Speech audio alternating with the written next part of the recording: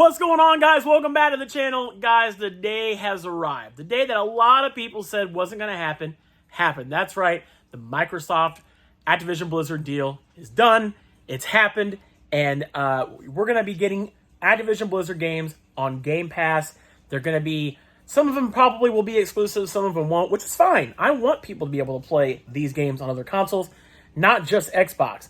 But this is a great time for Xbox fans. I'm super stoked myself because it's going to be, I think this is going to be a good thing for the industry. It's going to encourage more competition. I'm really excited to see what Sony's response is going to be to all of this. What are they going to do? Because when both people in the competition are doing something, competition breeds competition, right? So Microsoft was forced into having to do something, which meant acquiring Activision-Blizzard.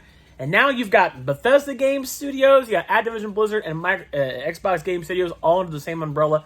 And it's a wild time. A wild time to be alive. It was announced today on Twitter and Xbox Wire post. Phil Spencer talked about how he's excited to bring all these games to the Xbox platform, as well as Game Pass. So I think that's the more exciting thing, is being able to play these games on Game Pass. They're going to all end up being day one to Game Pass. Not this year, but I would imagine starting next year in 2024. Of course, Modern Warfare 3 is coming out soon, next month. So I don't see it being on Game Pass anytime soon. Maybe it will be later on. Who knows?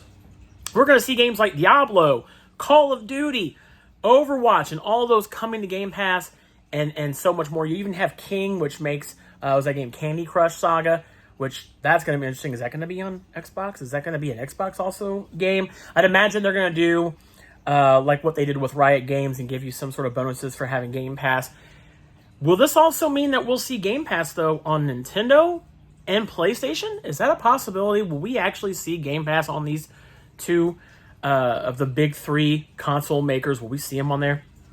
I actually could see this more on the Nintendo Switch than I can Sony, but it's going to be interesting to see this. There were so many people that didn't think this was going to happen. I didn't really talk a whole lot about it here. I just wanted to sit back and let everybody else make their comments and see what's going to happen, and it's here. And it's going to be interesting to see where things go from here. And let me know what you guys think about this in the comments below. Let me know. Do you think this is a good thing for gaming? If you don't think it's a good thing for gaming, that's understandable. Do you think this is a good thing for gaming? How would you feel about booting up your PlayStation and being able to have Game Pass? That'd be kind of interesting, right? For at least the Activision, Blizzard, and Bethesda games, and maybe some other things too. How would you feel about doing the same on Nintendo? Be kind of neat, right? Let me know your thoughts on all this in the comments section below. I'm very curious to see what you guys think about this, because this is wild. This has been going on for, I think, like 20-some months now, and it's finally over. We can all move on from this whole ordeal, and I think it's kind of neat for those that are big fans of Xbox, and it should be an interesting times for Xbox. They kind of got forced into a corner.